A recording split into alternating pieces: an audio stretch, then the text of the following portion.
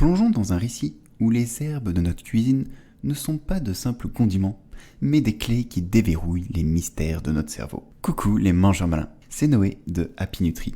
Et aujourd'hui, nous allons embarquer ensemble dans une aventure au cœur de la science et de la nature pour explorer comment ces petites merveilles vertes que nous utilisons pour relever nos plats peuvent en réalité influencer notre bien-être mental, booster notre mémoire et éveiller notre esprit. Je vous préviens, vous n'êtes pas prêts à digérer les secrets incroyables que recèlent les pouvoirs cachés des herbes de notre cuisine. Vous êtes prêts ? C'est parti !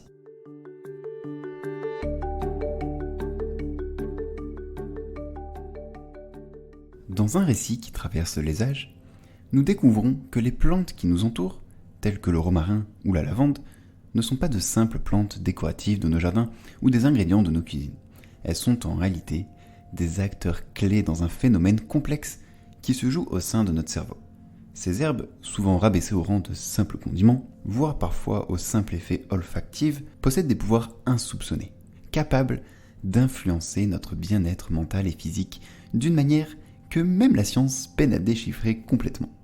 Une étude de Burnett et Hall nous emmène dans une exploration où les arômes de lavande et de romarin, loin d'être de simples plaisirs sensoriels, se révèlent être de puissants modulateurs de nos émotions. Leurs études révèlent que ces parfums peuvent adoucir le flot de nos anxiétés et éclaircir le brouillard de nos humeurs, agissant comme des clés qui déverrouillent des états d'esprit plus sereins et plus clairs. C'est le cas de nombreux végétaux comme le safran, mais ça fera l'objet d'autres vidéos. Maintenant, abordons un sujet qui je pense va vraiment vous plaire, celui de la neurogénèse. Depuis toujours, nous avons cru que notre cerveau, une fois arrivé à l'âge adulte, cessait de produire de nouveaux neurones. Cette idée était gravée dans le marbre de nos connaissances neurologiques.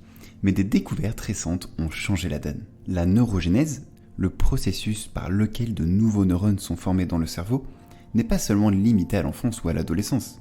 Les études d'Erickson et Hall ont démontré que ce phénomène continue de se produire même à l'âge adulte. Ils ont découvert que dans l'hippocampe, une région cruciale pour la mémoire et l'apprentissage, de nouveaux neurones peuvent émerger tout au long de la vie. Je répète car je crois que vous n'avez pas bien entendu.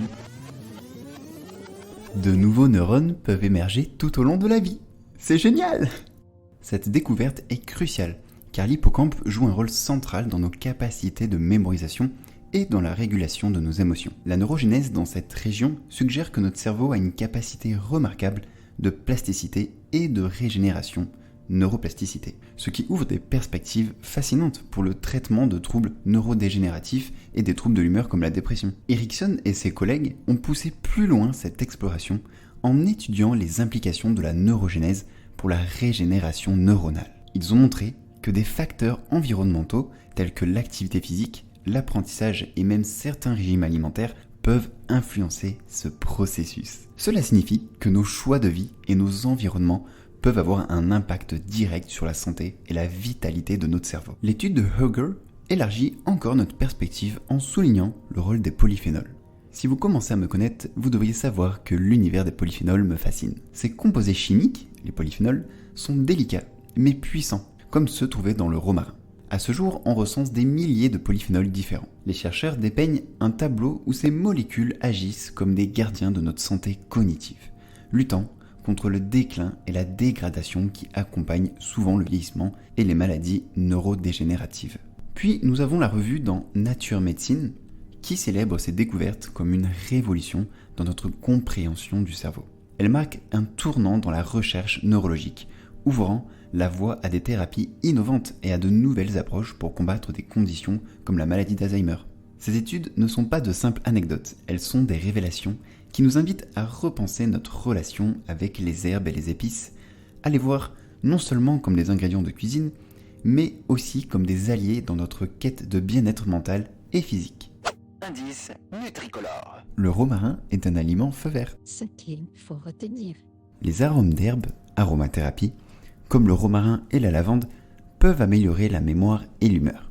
Des études scientifiques suggèrent que les composés volatiles dans ces herbes affectent positivement le cerveau et la cognition à des doses modérées. L'usage culinaire des herbes est recommandé pour bénéficier de leurs bienfaits sans risque de surdosage. La recherche continue d'explorer l'impact des herbes sur notre bien-être. Mise en garde. Malgré les bénéfices potentiels des arômes d'herbe sur la cognition et l'humeur, les résultats des études peuvent varier et l'aromathérapie est un domaine complexe, nécessitant des recherches plus approfondies. Il est important de noter qu'une dose élevée de certaines herbes peuvent être contre-productives et que l'utilisation de ces herbes devrait se faire avec modération, en privilégiant leurs utilisations culinaires plutôt que sous forme de suppléments. Le Nutri-Tips. Intégrez une variété d'herbes aromatiques telles que le romarin, le thym, la verveine citronnée dans votre alimentation quotidienne pour tirer parti de leurs avantages potentiels sur la mémoire et l'humeur. Utilisez-les en quantité modérée pour rehausser les saveurs de vos plats tout en bénéficiant de leurs bienfaits pour la santé. Privilégiez des herbes fraîches ou séchées au lieu de compléments alimentaires ou d'extraits concentrés pour éviter tout risque de surdosage, voire de mauvaise qualité. Puis enfin, soyez attentifs aux signes de votre corps et ajustez l'utilisation de ces herbes en fonction de votre bien-être personnel. Remerciements. Je remercie Fabien Martins-Pontes pour son commentaire sur la vidéo de Graines Germées, je cite. Sympa. Et la salade, super belle. Elle donne envie. Eh bien, merci Fabien pour ton commentaire. Je suis content que la salade t'ait donné envie. Les salades composées sont en fait des stratégies efficaces pour inclure les graines germées dans son alimentation. Comme d'habitude, si vous voulez les études citées, tout est accessible gratuitement sur le site happynutri.org. N'hésitez pas à vous abonner si vous voulez rester informé de tous nos épisodes. Vous pouvez laisser un commentaire et liker si ça vous a plu. Prenez soin de vous et à bientôt sur Happy Nutri. Ciao ciao!